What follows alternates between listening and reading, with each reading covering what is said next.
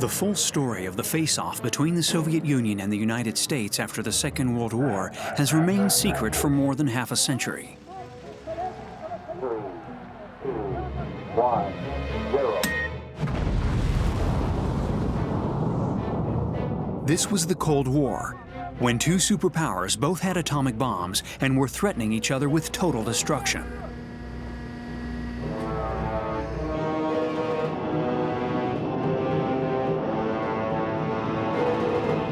Dozens of nuclear accidents, they called them broken arrows, had resulted from the deployment of that dreadful weapon.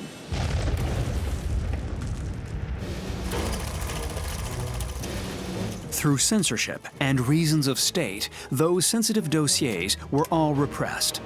But now declassified documents can reveal the facts about those catastrophes that led humankind to the brink of apocalypse, and the lost bombs of the Cold War are finally exploding into sight.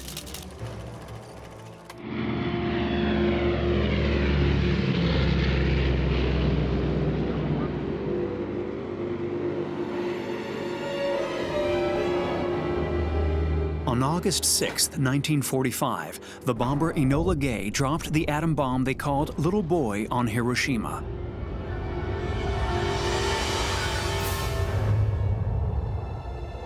And the world entered the nuclear age. President Harry Truman had provided devastating proof of American power. He'd brought Japan to its knees and fired off a warning to Stalin, whose expansionist aims were becoming troublesome. The USSR had millions of troops and thousands of tanks. Since the end of the war, the Red Army had been only partially demobilized.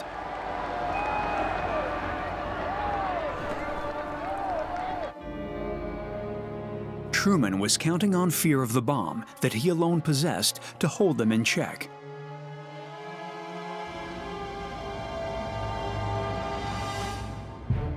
He kept on testing more and more bombs and urging his engineers to turn the prototypes into real mass-produced weapons.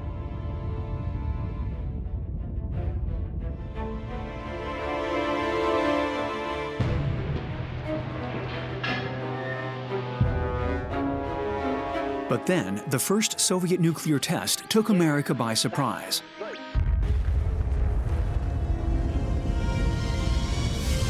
And thus began the mad race for nuclear supremacy. The first American hydrogen bomb went off in the Pacific, on the Marshall Islands. It was 100 times more powerful than the one at Hiroshima. 9 months later, the Soviets had their own. And the race was on. The Americans tested Castle Bravo, a bomb 150 times more powerful than Hiroshima. Khrushchev's response, the Tsar Bomba, was a monster 3 times again more powerful. The terrifying escalation had reached its peak. Mutual assured destruction was a doctrine that both the United States and the Soviet Union operated under, that we could maintain peace as long as each side was vulnerable to an attack from the other side. So they were both assured of destroying one another, so they wouldn't have any incentive to launch the first strike. But this was a strategy that placed American bomber crews under intolerable pressure. We asked the U.S. military during the Cold War to do the impossible. Be ready to launch nuclear weapons on a moment's notice and never, ever have an accident. That's impossible.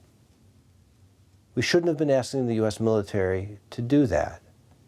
So to me, the lesson of this is that going on nuclear alerts, that's inherently dangerous. It's very risky.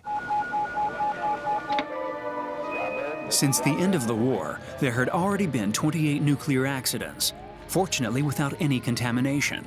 Mars Bluff in South Carolina, Goldsboro in North Carolina, Yuba in California.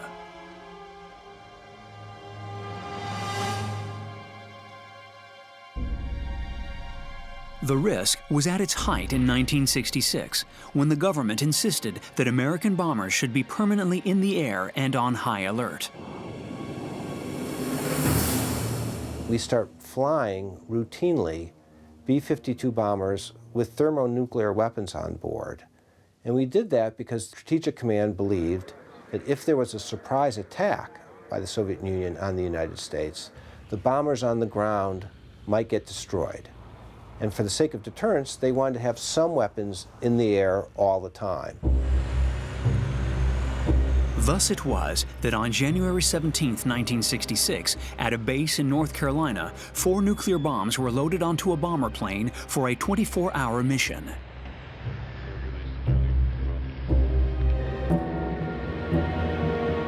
Captain Wendorf and Major Messinger knew they might at any moment receive the order to drop their dreadful load. It was a show of strength in which the pilots were true American heroes.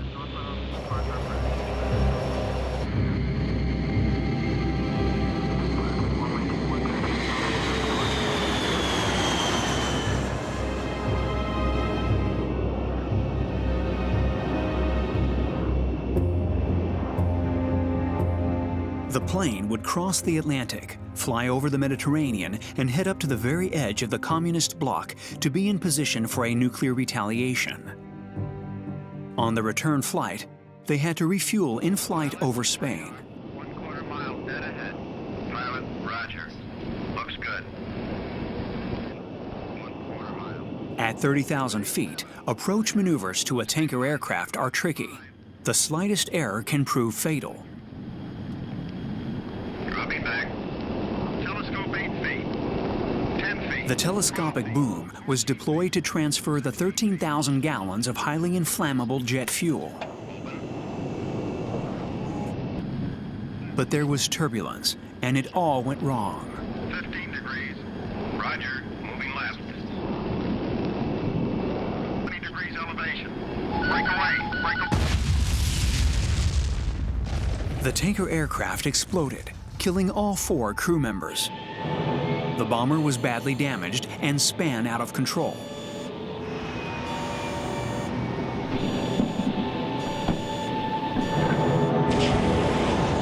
Four of the crew managed to eject.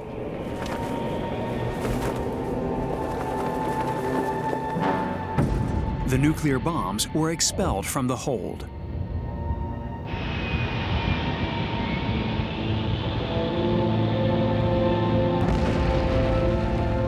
And the plane crashed near the village of Palomares on the Andalusian coast.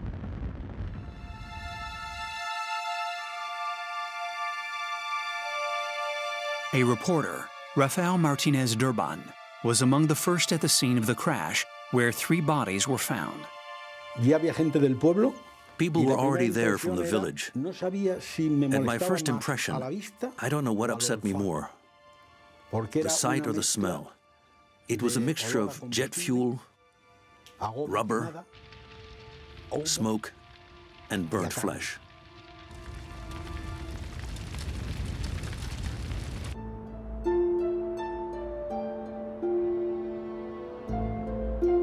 The undercarriage had landed just yards from a school where 20 or more children were at their lessons. It's a miracle they were all right. 4 members of the B-52 crew survived and were looked after by the locals. It was the first nuclear accident on European soil. A few hours later, the arrival of U.S. Air Force mine clearance teams caused quite a stir. They'd never seen a helicopter before in Palomares. The teams immediately started searching for the 4 bombs and were astonished not to find them there in the wreck. With help from the locals, they found 3 of them, scattered here and there in the village.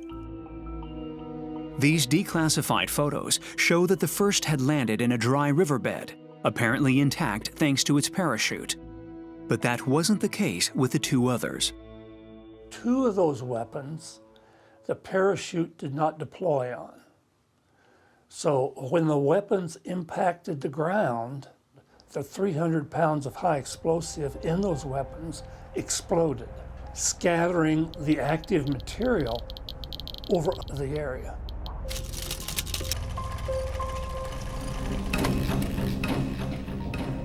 This extraordinary footage shows the mine clearers recuperating fragments of the bombs.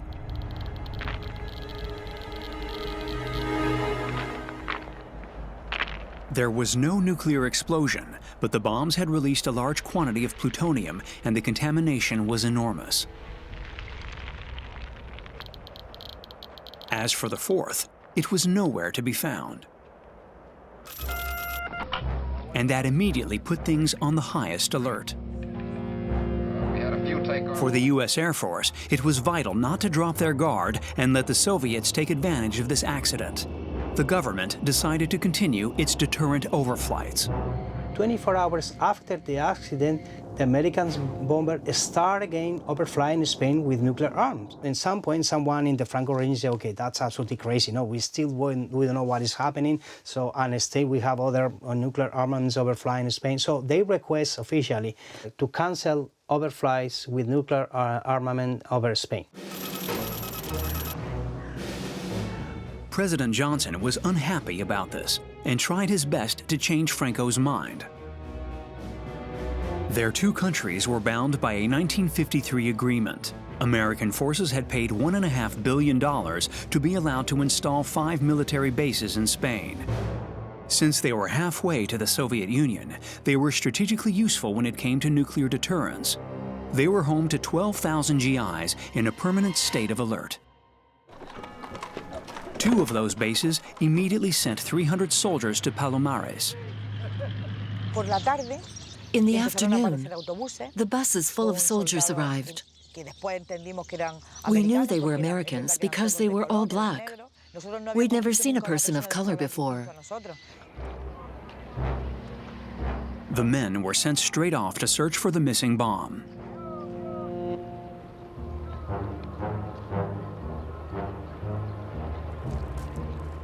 They could at any point have been exposed to radioactive debris, but they wore no protection.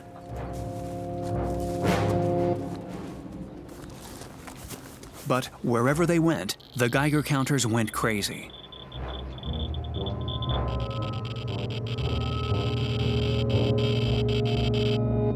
The contamination from the bombs had formed 2 long parallel corridors.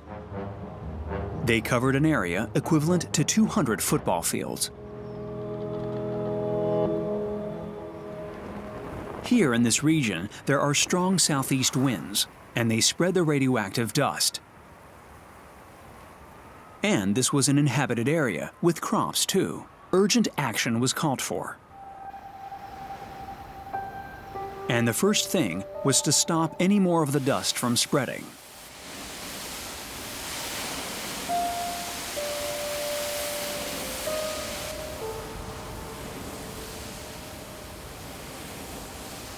The local people still had no idea how serious the situation was. Later, they came around with this device for the radioactivity.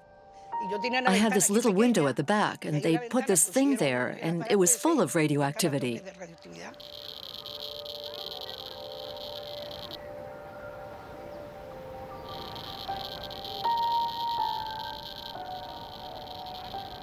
They didn't say anything about bombs. They just said not to touch anything and not to go out at all. But everyone was already outside to find out what was going on.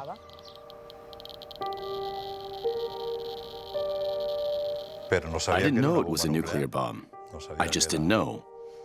We didn't know much back then about nuclear bombs.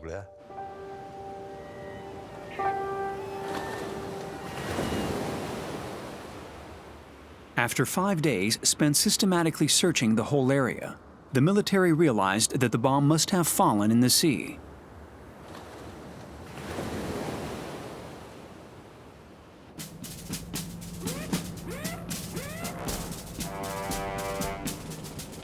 The United States 6th Fleet was stationed in the Mediterranean, so was ordered to locate and recover it as quickly as possible. It must not fall into foreign hands.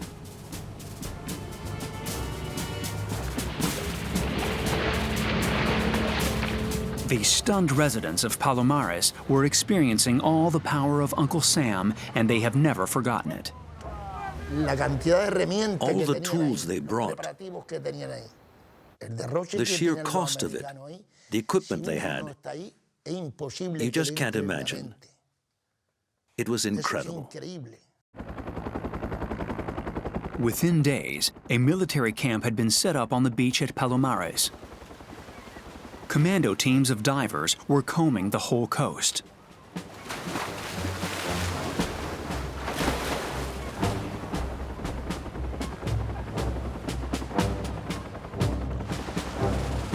And state-of-the-art U.S. submarines had been called in to search the open sea.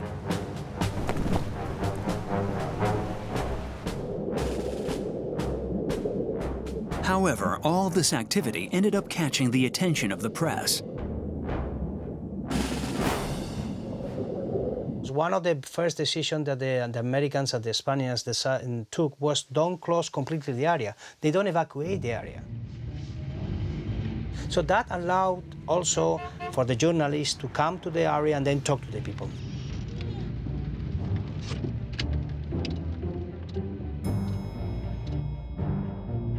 In Palomares, there were reporters everywhere.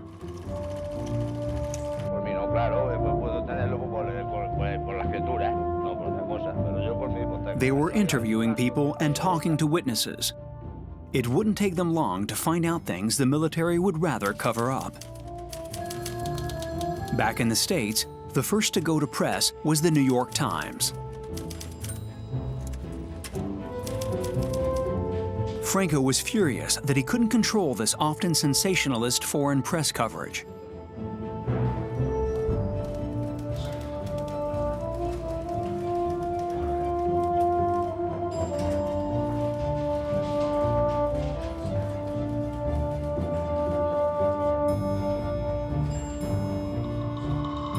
A dozen ships from the American Sixth Fleet are now helping the Air Force in the search, codenamed Operation Broken Arrow.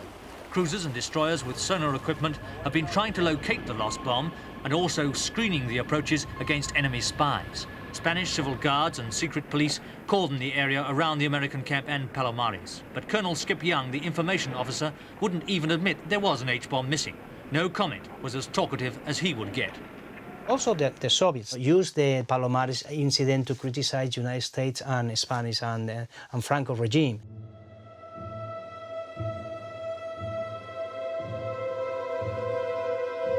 And the propaganda went wild.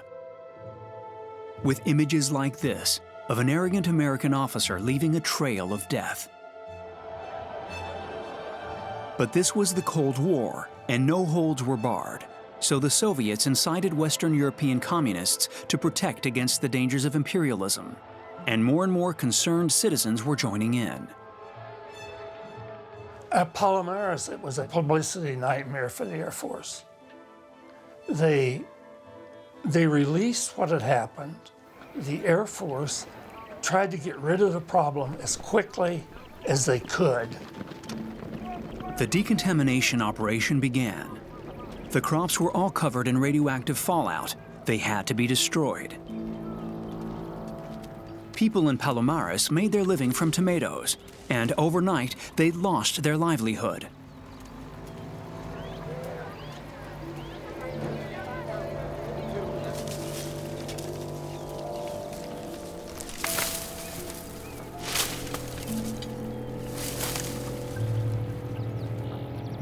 Their crops had all become nuclear waste. The military's method for getting rid of them was simple, but not a particularly good idea.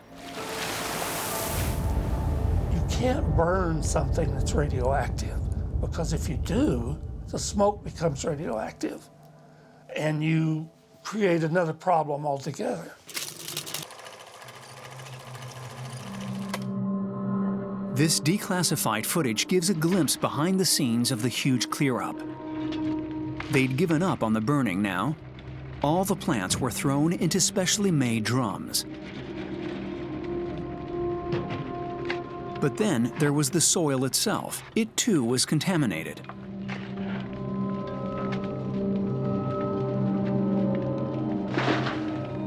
The sheer volume of it was enormous. They'd already used thousands of drums. The US government was getting worried about the expense of it all and trying to limit the cost. There is clear documents where they renegotiate between the Spaniards and the Americans, and it was difficult because it was not so easy on other part of the land, so they agreed to let some contamination there. Eventually, the Spanish agreed to lower the permitted levels of radioactivity. That's where the real problems began for Palomares.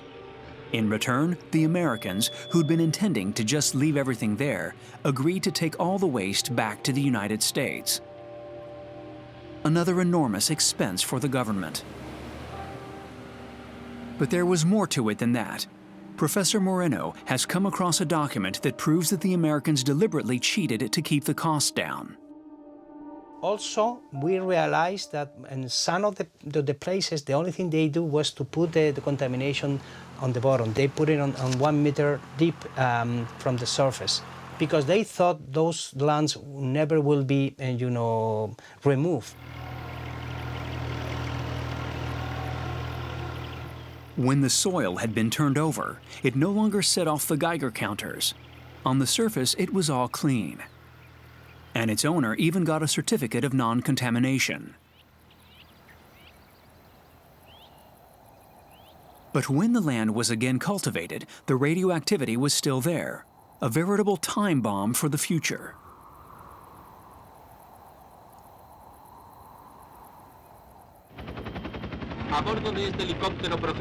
But it was the lost bomb that the Spanish were worried about now. It could ruin the tourist season, the country's main source of income. So the Minister of Information and Tourism attempted an audacious bit of public relations. Y para demostrar con el ejemplo que no existe peligro de radioactividad en esta zona costera, el ministro señor Fraga Iribarne, el embajador de Estados Unidos, se dan un buen baño, pues así lo permite la benignidad del clima a pesar del invierno. But it was no use. Everyone was worried about that radiation, and the PR stunt was a failure. That summer, Palomares Beach was deserted. That bomb was driving the politicians mad, but the kids just made fun of it all, while dancing the twist. No te quieres enterar.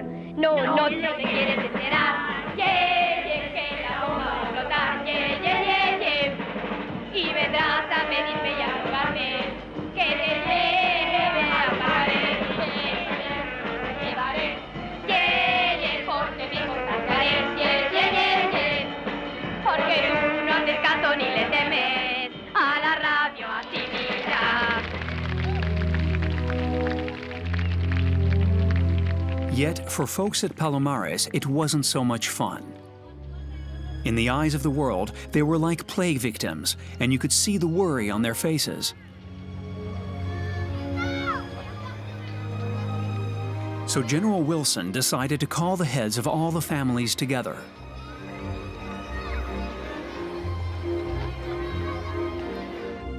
He called for unity against the communist menace and extolled the friendship between Spain and America. The villagers, intimidated, didn't dare to object. The meeting didn't solve anything. All they were told was to do what the authorities said and not go into the fields. That was the only advice they were given. So of course rumors were rife, and people were getting more anxious by the hour.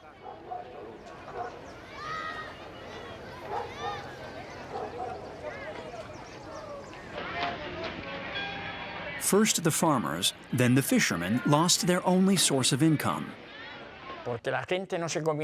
People just didn't want to eat fish. They said it was contaminated, so the boats just didn't go out. So then hunger reared its head. Serious hunger. And those totally peaceful people got angry, and they marched on the military base because they'd been hungry for over a week, their children too.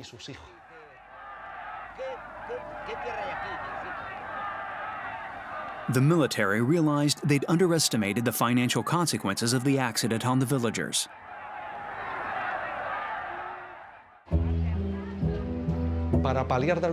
To cut people's losses, the Americans bought a part of the local harvest and used it to feed the troops.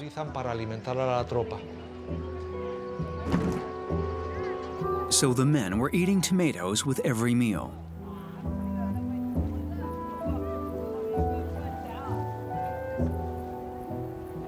Over the following days, they gave the poorest villagers odd jobs to do. And the soldiers, moved to see the villagers in such distress, handed out their own rations to them.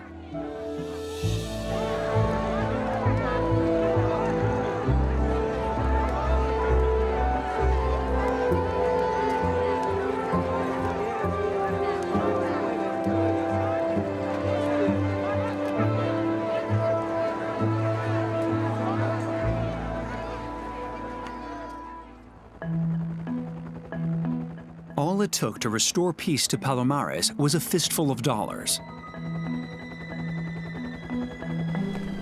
But by early April, despite 80 days of undersea searching, the fourth bomb still hadn't been found, and Washington didn't want to keep on paying. Admiral Guest ordered his search teams to go over their results again to make sure they hadn't missed anything. And indeed, one witness had been overlooked. After the accident, Spanish police had questioned a fisherman. While out at sea pulling in his nets, Simo Orts had seen a strange parachute off in the distance. With no hesitation, he pointed out exactly where in an area that hadn't yet been searched. One last chance. The submarine set off on the hunt just one more time.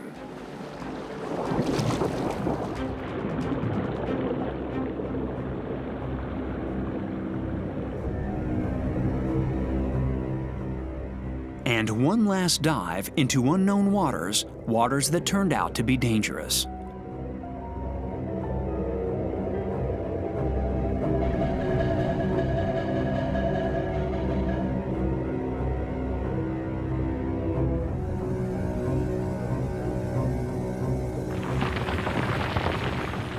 A submarine had to descend through a crumbling gorge where the walls threatened to bury it at any moment.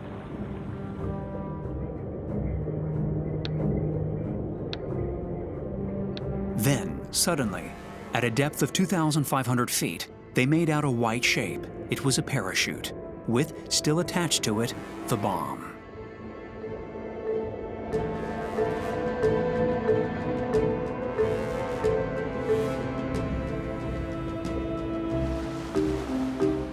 They brought it up from the abyss and onto the deck.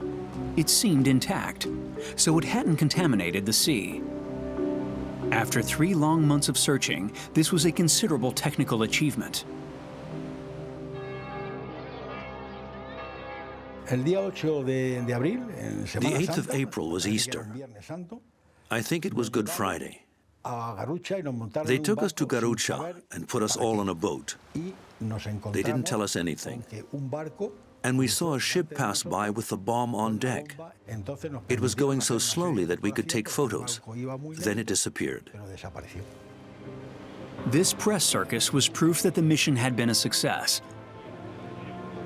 First the Spanish, then the international press celebrated a triumph for the U.S. Navy.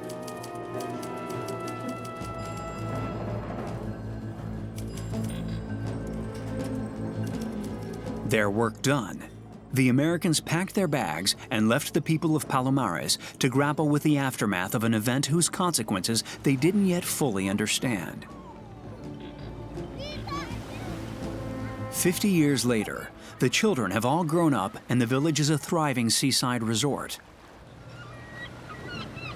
But an open wound remains. The contaminated land, 40 hectares in all, has never been cleaned up, despite repeated promises from the United States.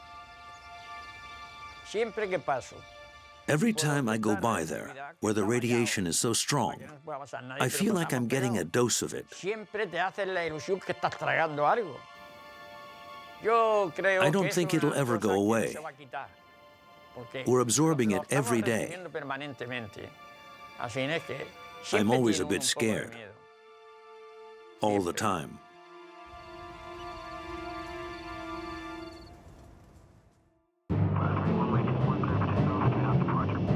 With the accident at Palomares, the U.S. Air Force lost its right to overfly Spain, and that put a big dent in its deterrent capabilities. A worrying situation for President Johnson. Secretary of Defense Robert McNamara wanted to reduce the number of B-52 warning missions. They were too risky, too costly, and disastrous for the United States public image.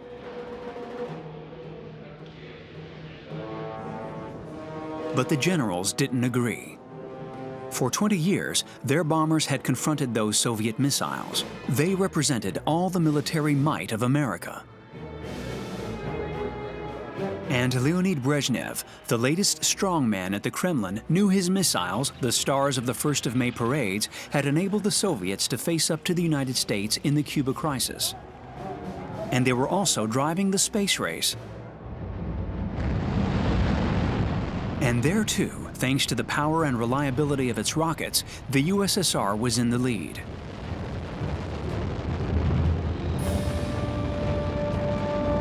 The first satellite and the first man in space were both communist. Then, in 1967, the Soviets launched a new intercontinental missile capable of carrying a nuclear payload over 6,000 miles. American science was way behind. We had put all of our eggs in the basket of bombers, flying warheads around. America caught up, but its B-52s were still on the front line.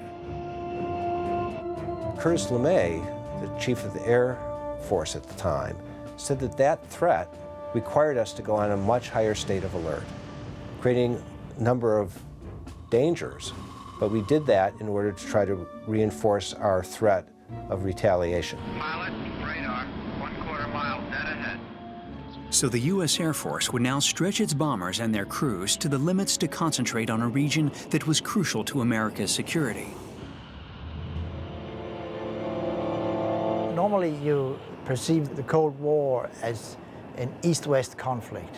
But when you look at the Arctic and you observe the globe from the top, you will see that the Arctic actually is in the middle of the shortest distance between the United States and the Soviet Union. So in the era of long-distance bombers, the Arctic was predisposed to play a key role, actually. The United States had the foresight to put into place in the far north a huge warning system all around Alaska, Canada, and Greenland. A chain of 65 radars that stretched for over 3,000 miles. The gigantic Thule air base on the Danish island of Greenland had become an outpost of the Western world, sitting at the edge of a frozen sea that only thawed out for 2 months a year.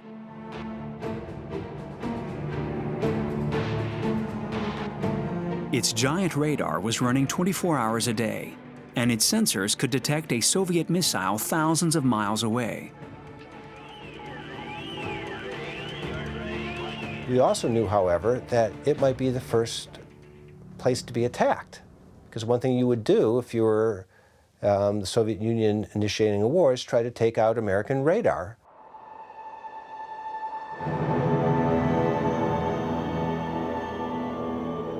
The radar was under surveillance by bomber flights in relay over the base both day and night, on a secret mission baptized Thule Monitor.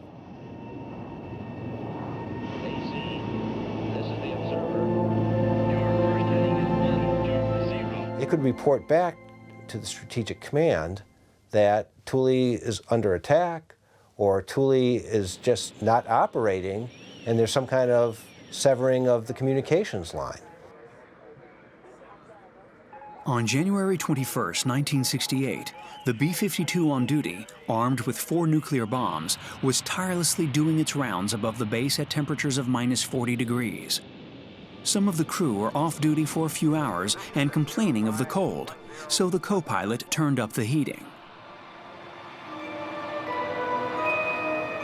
That's when the unthinkable happened. 3 cushions that had been left in front of a heating vent caught fire. The smell of burning alerted the pilot, but the fire had spread rapidly. Thick smoke filled the cockpit.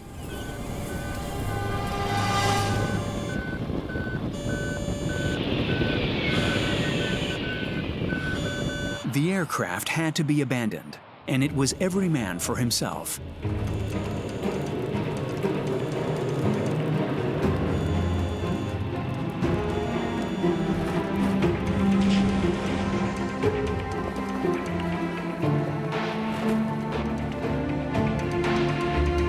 Unpiloted now, the American bomber would crash with all its bombs into the frozen sea.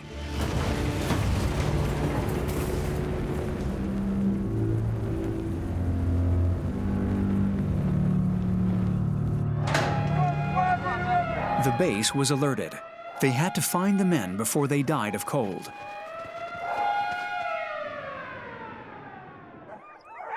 The local Inuits formed another team. At its head, a Danish civilian in charge of logistics, Jens Zinglersen.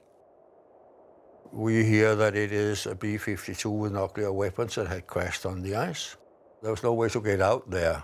The fire trucks, they are constructed to drive on a runway, and they cannot drive on Arctic ice.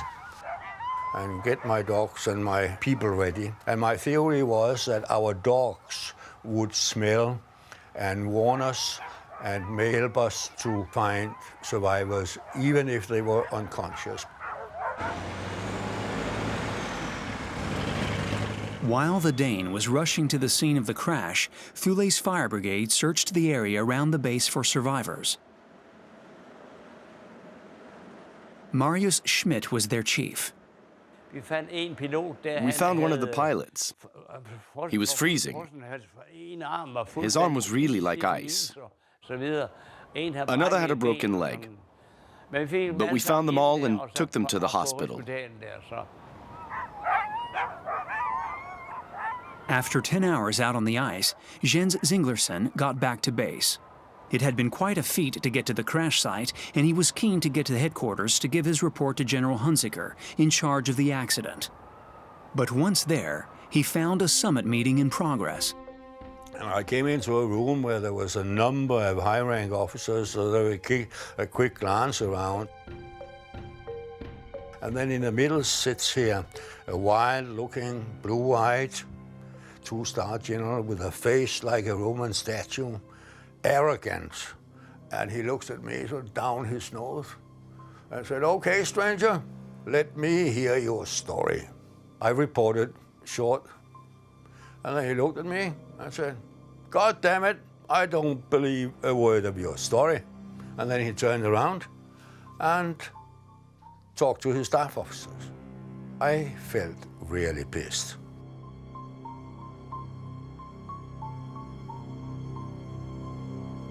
A young captain came with a sort of a meter.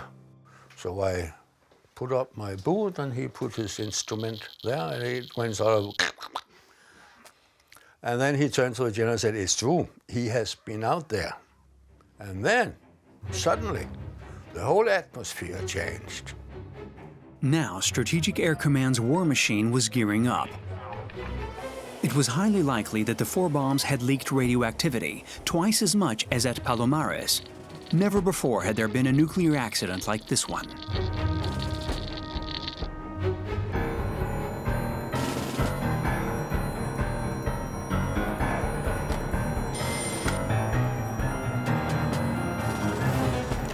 But the U.S. Air Force just wasn't prepared to handle a catastrophe of this amplitude, and President Johnson wanted at all costs to avoid a diplomatic crisis with Denmark. Spain had allowed the Air Force to fly nuclear weapons above its soil, whereas in Greenland, controlled by the Danes, the Danish did not approve overflights with nuclear weapons. Danish leaders knew that, to handle this crisis, they had to get on with their American counterparts. However, it was impossible to keep the accident secret because they had thousands of people working at the base.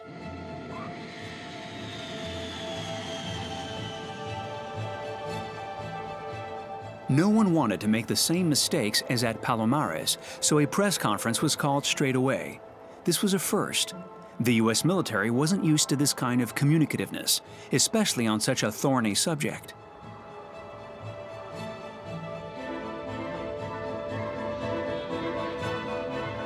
Jens Zinglerson enthralled the journalists with his exploits out on the ice. They'd come from all over the world and knew nothing of life in the Arctic. Very slow down this area, actually southeast. But the man in charge, General Hunziker, kept it brief. How much is still on the ice? I don't know. I haven't completed our investigation. How that's going to happen? I don't know right now, because I don't know the extent of the contamination. The press felt let down. Had they come so far just for this?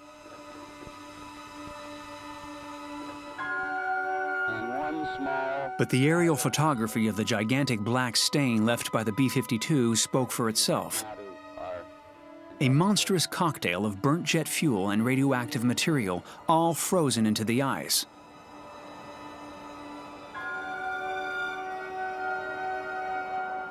When General Hunziker and his men went to inspect this frozen swamp, they were astonished to find nothing but tiny pieces of the plane. The aircraft and weapons hit with such a force. The aircraft apparently at the time was doing close to 700 miles an hour, way above its design limits. But it did hit the ice, more or less intact, with all that destructive power. When it hit the 3-foot-thick sheet of ice, the aircraft had just disintegrated. As for the bombs, who knew whether they'd broken up too? One thing was sure, some of them must have broken up. Just look at the contamination. Hundreds of employees at the base were roped in to collect all the debris scattered over dozens of square meters of the Arctic landscape. No one told them about the danger of radioactivity. They had Geiger measures, and they found some very hot spots. I saw instruments reading over 2 million counts per minute. That's a huge dose, well above the permitted limits, even for a brief exposure.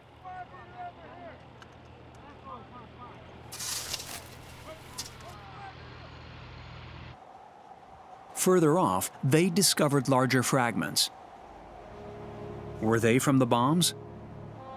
Experts had to examine them all one by one to determine their function and their origin.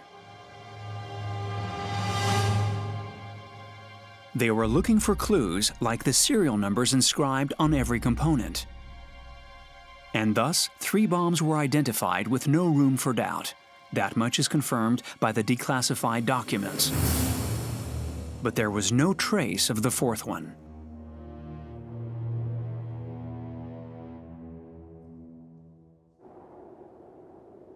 By the beginning of March, nearly all the debris had been recovered. Time for the cleanup. The experts said they had 2 months to clean up the ice before it starts to thaw. They carefully outlined the contaminated zone. It covered nearly 2.5 square miles. There was a huge dispersal of radioactive material there. And they could track the wind pattern to where everything that had been blown up in the air had traveled down that wind pattern. And they knew where it was. And the Air Force there, in their cleanup efforts, removed the top 6 inches of the ice and snow, huge quantities. In just 60 days, they skimmed off over 10,000 tons of ice. Never had the Arctic seen such a vast undertaking.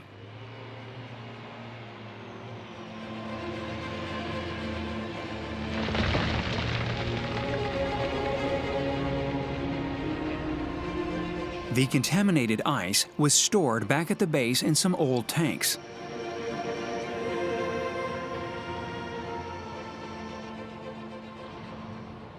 the year goes on, the sun comes up and it gets thaw, and some of the tanks were leaking. They were old tanks, they were leaking, and the contaminated snow inside the tanks turns into water. It leaks out.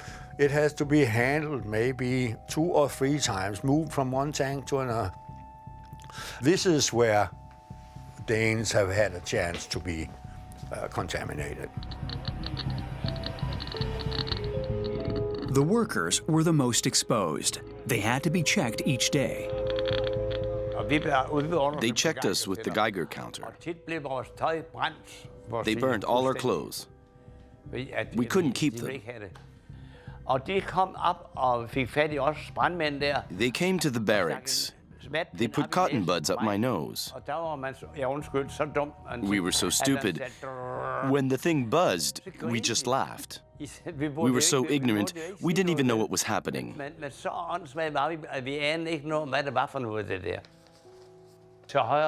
That's me on the right, with the cap. Those are all Danish firemen and Americans posing in front of the barracks there. A lot of the Danish workers there developed illnesses from the radioactivity. A lot of them died, sometimes very young. They created an association to try to get compensation. Each one of them got a lump sum of 7,000 euros from the government. Nothing from the Americans, not a dime.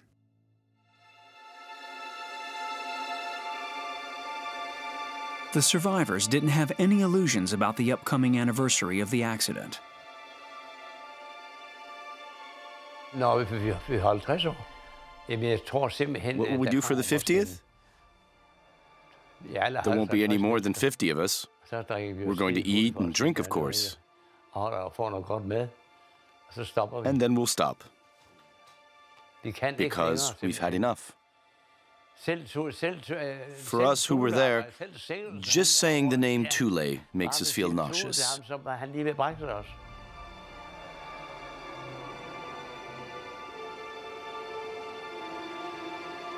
In 1968, once they'd cleared up all the ice, the Americans came up with a secret plan.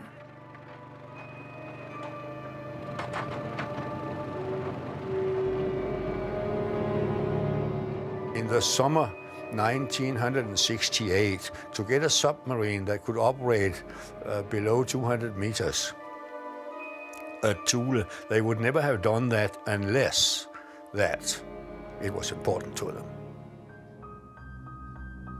A declassified document from the Atomic Energy Commission shows that the U.S. Air Force was still looking for the 4th bomb.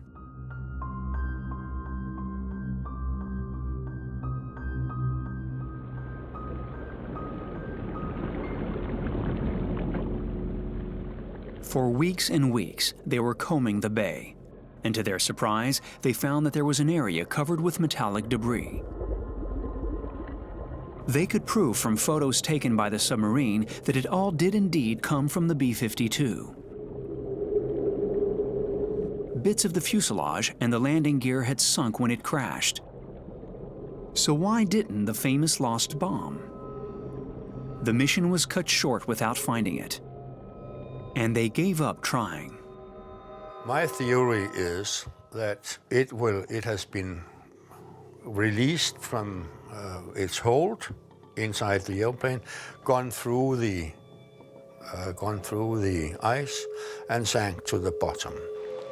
What's still down there in the water? Each of these bombs contained over 2 pounds of plutonium. Is that poisonous relic of the Cold War still lurking down at the bottom of the North Star Bay?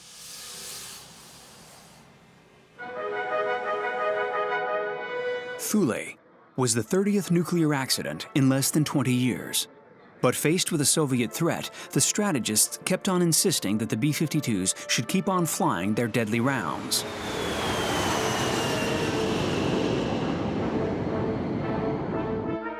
President Johnson knew what he wanted, for the U.S. to turn towards using missiles instead.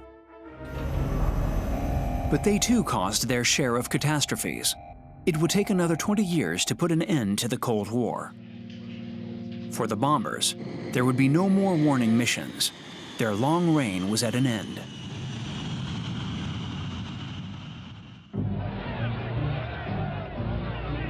By the spring of '68, both the superpowers had international troubles.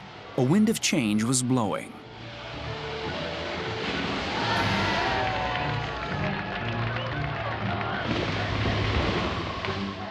For the Soviet Union, it was a wake-up call. Their empire was breaking up. In Czechoslovakia, Russian tanks put an end to all the hopes of the Prague Spring, but all over the Eastern Bloc, the thirst for democracy was growing.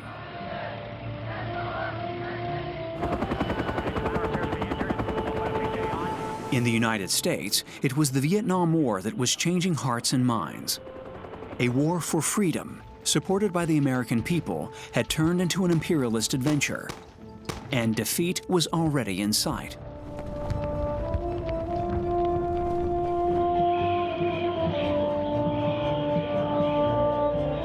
Everywhere, the young generation was rising up against the old order. They saw the Cold War, for their elders a necessary evil, as a threat to the whole human race. They were dreaming of freedom and love. Maybe it was just a dream. The nuclear weapons weren't going to just disappear, but for the time being, the young just wanted some peace.